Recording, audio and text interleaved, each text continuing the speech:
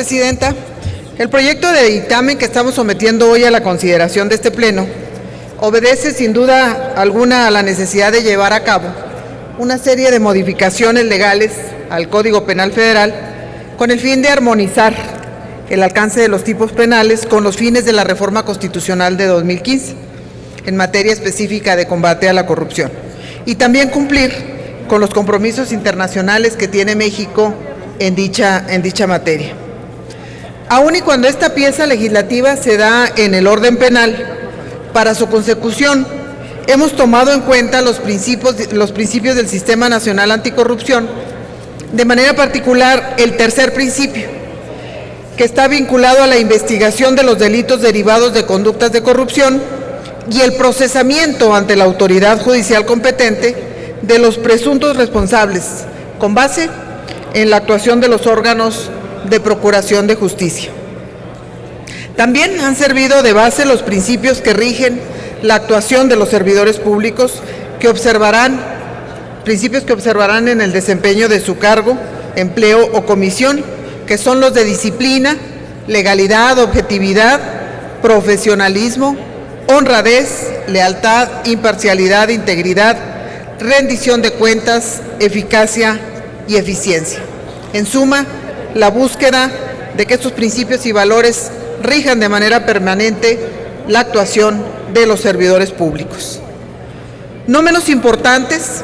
son las directrices que rigen la actuación de los servidores públicos, entendidas como la pauta que debe marcar su comportamiento, entre las cuales son de subrayar dos que, a mi juicio, y de la comisión que presido, revisten particular relevancia para los fines de esta reforma. Primero, actuar conforme a las leyes y reglamentos que les atribuye o que da el marco de actuación a su empleo, debiendo conocer y cumplir las disposiciones que regulan el ejercicio de su función. Y segundo, conducirse con rectitud, sin utilizar su empleo para obtener algún beneficio personal o a favor de terceros. Es en este contexto que en el proyecto se propone reformar diversas disposiciones de los títulos 10º y 11º del Código Penal Federal, que actualmente hacen mención a delitos cometidos por servidores públicos y aquellos cometidos contra la Administración de Justicia, para situarlos en el contexto de delitos por hechos de corrupción. En forma general, destaco solamente algunos de los temas que se comprenden en este proyecto de reforma al Código Penal Federal. Por ejemplo, el que se refiere a la definición de servidor público, que contiene el texto vigente. Se está incorporando a toda persona que desempeñe un empleo, cargo o comisión de cualquier naturaleza en las empresas productivas del Estado, pues actualmente no se contempla este tipo de funcionarios como sujetos de sanción de este código, y es fundamental que todos estemos bajo las disposiciones que establece esta reforma. También se está planteando establecer de manera adicional a las sanciones ya previstas en el título 10º a los responsables de la comisión de los delitos la pena de destitución y la inhabilitación para desempeñar empleo, cargo o comisión públicos, así como para participar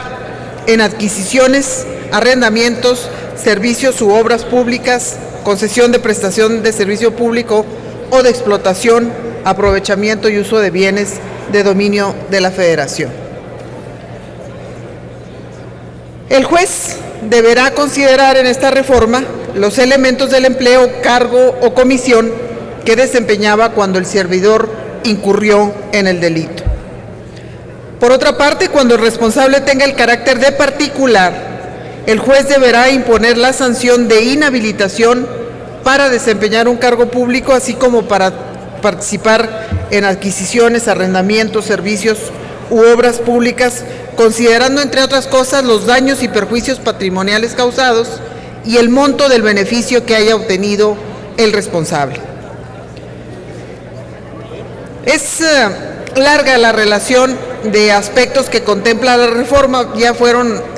de alguna manera definidas y señaladas aquí por el presidente Fernando Yunes, no las voy a repetir en obvio de tiempo, pero sí quisiera decir que, por ejemplo, en el delito de abuso de autoridad, además de adecuar términos en armonía con la Ley Nacional de Ejecución Penal, por ejemplo, la reinserción,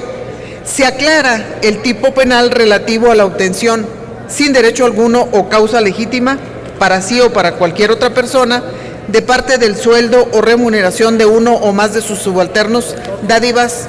u otros bienes y servicios. En el mismo delito de abuso de autoridad de los servidores públicos se extiende a quien obtenga, exija o solicite sin derecho alguno o causa legítima para sí o para cualquier otra persona parte del sueldo o remuneración de uno o más de sus subalternos, dádivas u otros bienes o servicios. Sabemos, compañeras y compañeros, sabemos que la corrupción no puede ser solucionada únicamente con acciones represivas y, por supuesto, la ley, que es un instrumento para el combate a estas conductas, debe de ser una ley que las contemple en su mayoría y en su totalidad para que éstas puedan ser corregidas. También sabemos que es necesario que se adopten medidas preventivas orientadas a modernizar las instituciones de gobierno y a eliminar las causas de la corrupción o las condiciones que la propicien. Por ello, no optamos por llevar a cabo un aumento indistinto de las penas en los delitos en materia de esta reforma al Código Penal Federal, porque no tenemos hasta el momento un estudio preciso que determine la proporcionalidad en el incremento de las mismas, lo cual conllevaría un inminente riesgo de contravención a lo que establece el artículo 22 constitucional. Como se sostiene en el dictamen,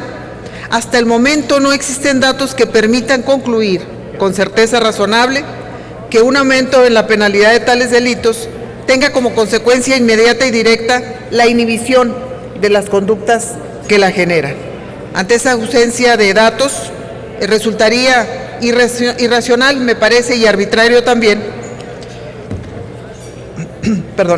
que este Senado pretendiera aumentar las penas sin tener la suficiente información que justifique tal medida.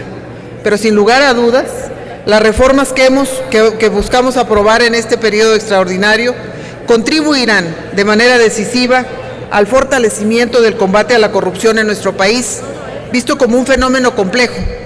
que se relaciona no únicamente con el Estado y la función pública, sino que también afecta y abarca a otros ámbitos de la vida social. Por la magnitud de este problema, por las implicaciones que tiene, el esfuerzo debe ser permanente y de desarrollo progresivo si queremos lograr los niveles de eficiencia, transparencia y legalidad en el ejercicio de la función pública que nuestro país merece, que merecemos todos y que los ciudadanos están exigiendo. Ojalá contemos con su aprobación. Por su atención, muchas gracias.